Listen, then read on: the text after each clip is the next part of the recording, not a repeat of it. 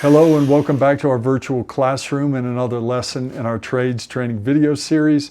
I'm Joe Carswell, and this lesson is going to cover rollers, which are another paint application tool. So let's get right into it. First, a thank you to our sponsor, Benjamin Moore, for providing funding that has allowed this video to be possible. The four parts of a roller system are going to be the roller cover, the roller frame, the extension pole, and the last component is going to be the paint tray. And the paint tray is a receptacle to hold the paint, specially designed to allow you to load and unload the roller. You might even see a liner in that paint tray. The liner is going to take the shape of the paint tray, and it's going to be a convenience item that's a throwaway piece that will help in cleanup at the end. Here I've got three different paint trays, and these are three different sizes, a couple for mini rollers, and then I have one for a 9-inch paint tray. And these are going to mimic the shape of the actual tray that you're using. I also have some variations here of paint trays or paint receptacles. That's going to be a mini paint bucket that has a paint tray feature built into it. And when we talk about the paint tray a little later on, you'll understand what I mean by the ramp or the rake. And this one also has a liner in it. So this, once again, is a convenient feature. We're always thinking of production and convenience when we're painting and cleanup. This version of a paint tray is really a cage. The cage is going to sit in a bucket. We can add paint to the bucket. And now we get the features of a paint tray without needing the paint tray. We actually use the paint receptacle or a bucket to store the paint later. That's also a convenient feature. You're going to see some larger roller systems, especially when we're talking about commercial and professional use. A lot of your standard homeowner sizes are going to be 9-inch rollers. That's what you're going to find in a lot of the big box stores. Professionals are going to size up their rollers to get the job done faster. You might see a 14-inch roller, or here you see an 18-inch roller. Very wide. This is a closed-end roller frame. It's going to connect to either end, and this is typical for a larger roller system. So this is really going to get a lot of rolling done faster. So your technique has to be really good if you size up your rollers, because any errors or bad habits you have are going to be magnified when you increase the size of your roller. There's a lot of science and engineering, just like with brushes, in our roller covers. And we're going to take some close looks at roller covers, the materials they're made of, and the variations of these specific parts of the roller system. Your roller cover needs to pick up and deliver a lot of paint. That's the first thing it needs to do. It should be durable. What you don't want is your roller cover falling apart into your paint.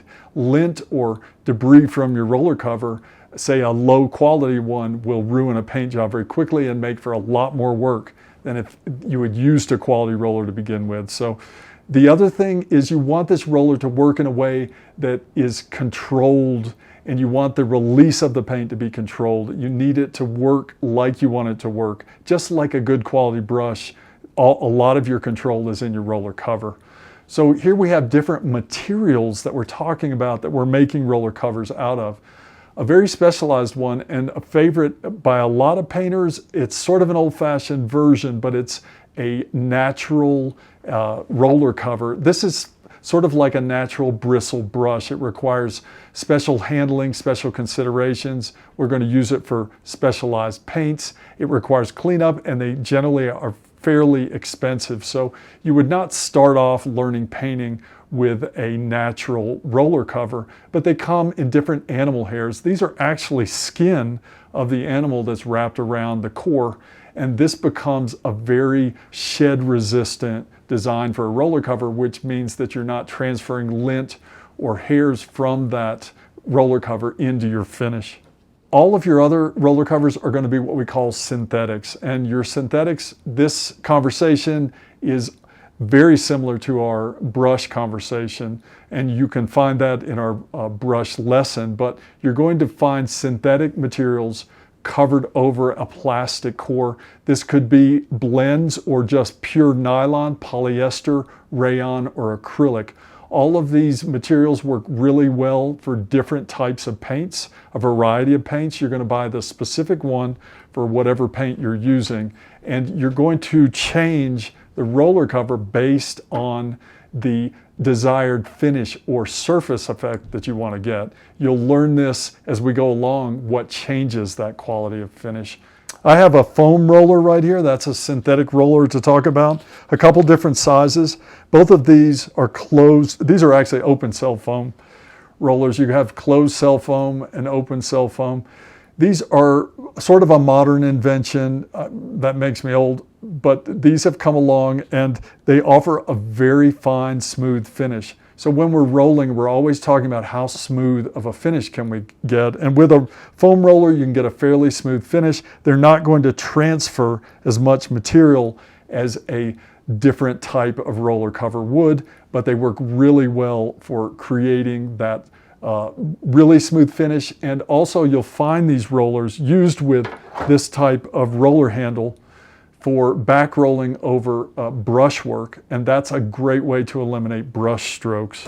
Another material for roller covers is going to be microfiber. This is another kind of modern version. Most of these are not very tall in their nap, and they're also known for being very good for very smooth finishes. This is the favorite of some painters, but not your general use roller cover. So these are identified by generally these diagonal stripes on them of different colors. That's how I identify my microfiber roller covers. More of your standard roller covers are going to be blends of different materials. Here you see in the presentation a polyester and a nylon blend. That's the fibers in the nap that have been woven into the fabric that's wrapped around the core, and those are going to be mixed together to get a certain specific aspect or quality of finish working with specific paints and materials. The one beneath that is a blend of natural fibers and synthetic fibers. This one is going to offer you some other pros and cons depending on what type of finish you're looking for and what type of paint you're using. And there's a lot of science in rollers and they get very specific. So this is where knowing your materials and your tools comes into play. This is what all this experience that painters brings to a quality finish at the job. A really important consideration when we're rolling is going to be what type of finish are we trying to coat? And is it a rough or a smooth surface? If it's a rough surface, we need to increase the length of the nap on the roller. And I'll show you a couple of rollers here. And I want to get an obvious difference in these rollers. So this one's not bad. So you see on the left here, this is a standard nap length of 3/8, which is like in the presentation on the top. The one on the presentation, the 1.25 inches, that's getting really tall on that nap. It's a very thick nap. This one's a little thicker than this one. So what I'm expecting from this thicker nap on this roller is two things. The thicker nap is going to be better for rougher surfaces, but what I'm going to get out of this is a rougher texture of my paint. So the shorter nap of the 3/8 will give me a smoother finish on a smoother surface. So we're always struggling with this compromise of the longer nap works better for rougher surfaces, but we don't get the smooth finish of a shorter nap. So your choice of roller cover nap length is going to be crucial to the finish and the coverage that you're going to get. Next up, I want to talk about roller width. The width of the roller is going to increase the productivity of the job, or if you size it down, you're going to get more control, and that's where you as the painter make the decision of what the tool is you're working with at that moment. Here we have the mini roller, and our mini roller is going to work very close to edges. Control is not an issue with this roller, but we're not going to work very large areas with, this is a 4-inch mini roller. So that's a very good size for back rolling over cutting in. So what you see here in this process is that we've cut in with a brush. Now we're going to remove any brush strokes or any signs that that brush was there by rolling over it. Then when we roll the field with a larger roller, it will all blend together much better. So this is a 9-inch roller frame. This is a 9-inch roller cover.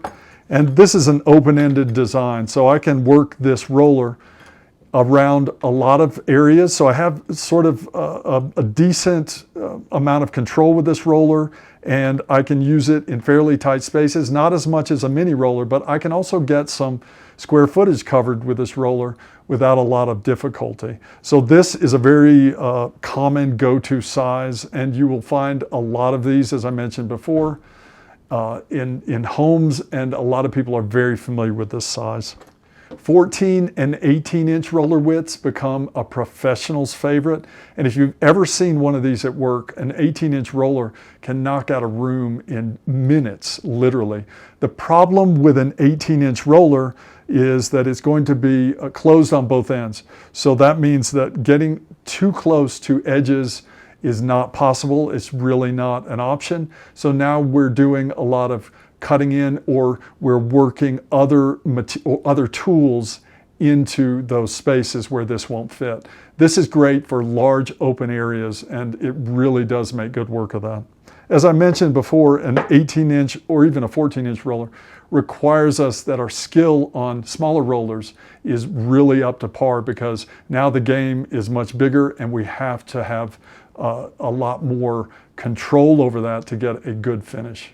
One thing to mention about larger rollers is that with that system, we have to add a larger receptacle for our paint.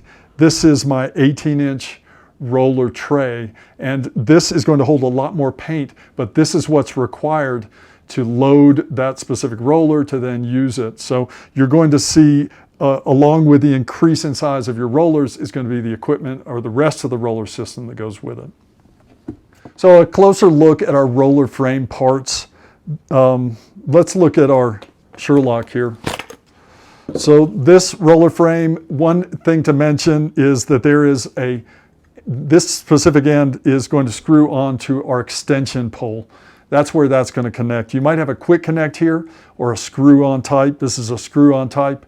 You also want this grip to be comfortable for your hand, right? Not a lot of mess or paint on it. The shank is what's going to connect our handle to our roller cage. Our roller cage is what's going to hold our roller cover on, and we need this to spin freely and smoothly. A lot of our quality of our paint job and our control in it comes from this being a quality product or quality tool. If you ever get a cheap roller frame, you'll find that if it doesn't work properly, you've got your roller cover falling off. It has to hold the roller cover on securely, and it has to spin freely at the same time. So it's worth spending the money on this particular item to make your job easier as a painter. Let's take a closer look at the extension pole. It's often when we're rolling, we now have the benefit of being able to work at a distance from ourselves, and this tool is what's going to help us to reach in places without a ladder, and a lot of times you can do a whole room with just one extension pole. So this one has a quick connect or a quick extend here. It's going to snap into different lengths. I can choose my length and go with it. Oftentimes you're going to adjust that based on what you're rolling, whether it's a ceiling or a wall. This is going to extend your reach, and it's going to allow you to work that roller cover in places that would normally require a ladder. So now you're not hand on the handle, you're putting your roller cover on the end of this. In this case, I'm going to screw it on, and now it's going to give me the reach I need to work this tool. So a quality extension pole is going to make a secure connection to our roller, our roller cage, and it's also going to allow us quick and secure adjustment. There's nothing more annoying than having a connection here that's wobbly or unstable. It's really difficult to have any control over this roller cage when you've got a extension pole that's not working properly. This is a list of terms we use when we're talking about rolling and painting. And as always, I like to stress this idea of learning the language of building and using it on the job site, especially when we're talking about a skilled trade like painting. So I hope you've learned something about our second major paint application tool, a roller system. Thanks for watching. I'll see you in the next lesson. Several of the images in this presentation were found on the internet, and this is a list of their sources. This video is a production of Trade Skills U, all rights reserved. If you provide instruction in the construction trades and have a need for videos like these, please contact us at tradeskillsu.com.